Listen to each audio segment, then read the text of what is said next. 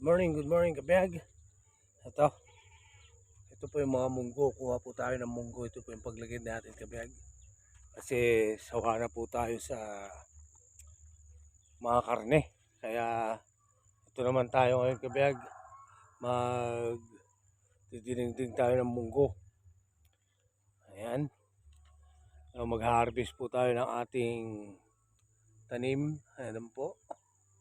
Kaya maganda talaga kapag may tanim ka dito sa bakuran mo kasi kahit gusto mong magdinengding, kukuha ka lang ng tanim mo dito na munggo. Ayan po. Ito po yung mga munggo ko to. Marami na pong bunga kabiyag, kaya kuha po tayo. Samahan niyo po ako. Ayan po ang aking mga munggo kabiyag, kaya kuha na po tayo. At ating didingdingin. Ayan kabiyag. Kuha tayo ng munggo. Yung mga mura lang po na munggo yung kukunin natin para mas masarap po yun kasi kainin mo na lahat, hindi mo na po babalatan, tatanggalin na lang yung ano sa dulo niya at saka sa pamurusan niya no may ngalngalil at ginaganos kabiyag. Mas masarap kasi yung murang-mura kasi kainin mo na lahat. Yan po yung mga munggo natin kabiyag. Kaya maganda po talaga kapag may tanim ka dito sa aming baryo talaga kasi napakamahal na rin po ng mga gulay kabiyag dito.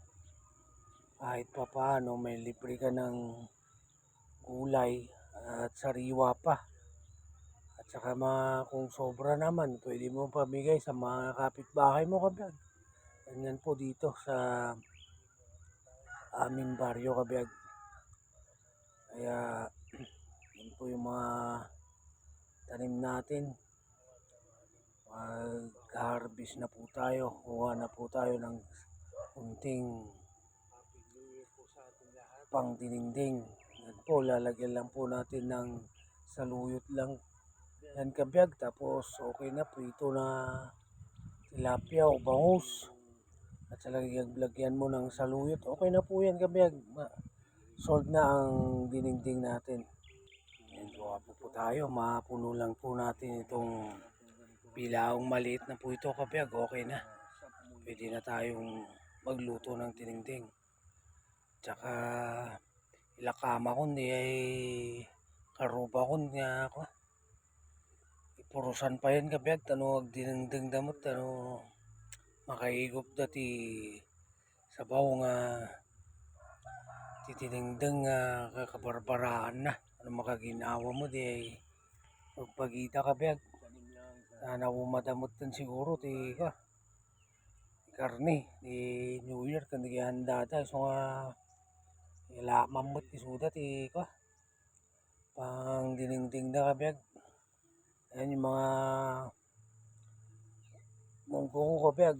Pwede mo pong pitasin yung munggo na mura. Pwede rin mo pong pagangwan tapno adanto ti may kisam to no pinagtutudo mabalilat ta kabiyag. So tani ilak lang di ay naganos nga iso ti maya nga dingdingan kabiyag. Ito po yung mga munggo kabiyag. Ayan ang haba. Sarap nitong dingding kabiyag. Ayan talagang ayan, mas masarap tong mura tong ganitong kabiyag, yung mura lang. Ayan, para kainin mo na lahat. Ayan ito. Ayan. Yung mga mura lang yan natin mga malambot pa kunin natin kabiyag. Kasi ito yung masarap yung dingin. Ayan mga bunga niya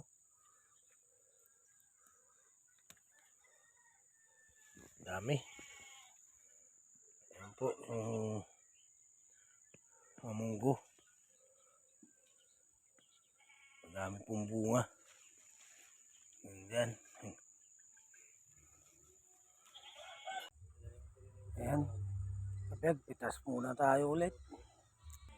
Kasi antay mo magabgaban, dadugayam talaga bunga na. Galat-galat di kayo kwa. Naganos. Natan. Dandani mo mapuno na ito'y pagkakon kapag stunton na adumutan nga dengdengan dato yan. Agpuros tayo tumanin ito no maminsan nga daw. Tado nga talaga dato'y bunga na dato'y balatong mula tayo ito kapag. Ayan no. Kaya nakakatuwa rin kapag kasi nagtanim ka noon ng ganito. Ngayon, mag-harvest ka na. Pwede mo nang pakinabangan ng munggo natin kapag. Susunod naman po na ating harvestin at pwedeng pong panggulay na naman kapag yung sitaw natin. Kasi namumunga na rin po. Kaya susunod po yan.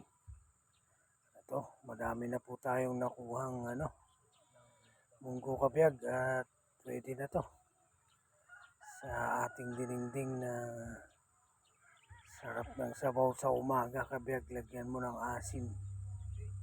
Ayun, makaginawa ka mo ti rinam no makasabaw ka mo ti nalsem kun sa diwa nato nga nateng kapag ni takapkarpuros medyo sumamit. So nagmayatan nato kapag nagimasan ko na mo na. So natan kapag ni so talaga ako pagmula tayo lahat di nateng tapno at dati ma-harvest tayo apo. Kanta nanginag pa iso tinatungan dito'y ay mimot kabiyag. Probinsya ko na magpaiso ay nako Diyos ko po. Ang mahal din po ng mga gulay dito. Kaya kung may bakante po kayong lupa na pwedeng tamnan ng gulay, tamnan nyo na po kabiyag para may aani kayo balang araw. Napakadali lang po na hintayin kahit tinanim mo lang tapos diligan mo konti. Okay na, tignan nyo po ngayon nag-harvest na po ako ng aking tanim na munggo kaya ayan kabiyag, kuha tayo ng pangsaluyot natin sa ating munggo. Ayan dami. Ayan, puro sariwa ito kabiyag. Ayan saluyot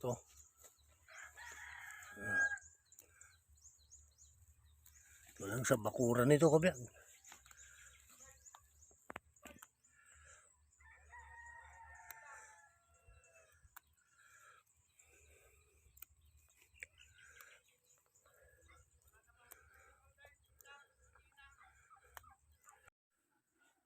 Ayan na yung munggo na nakuha natin kabiyag Dami, ang daming bunga. Yan lang kinuha ko. Pang dinengdeng lang naman.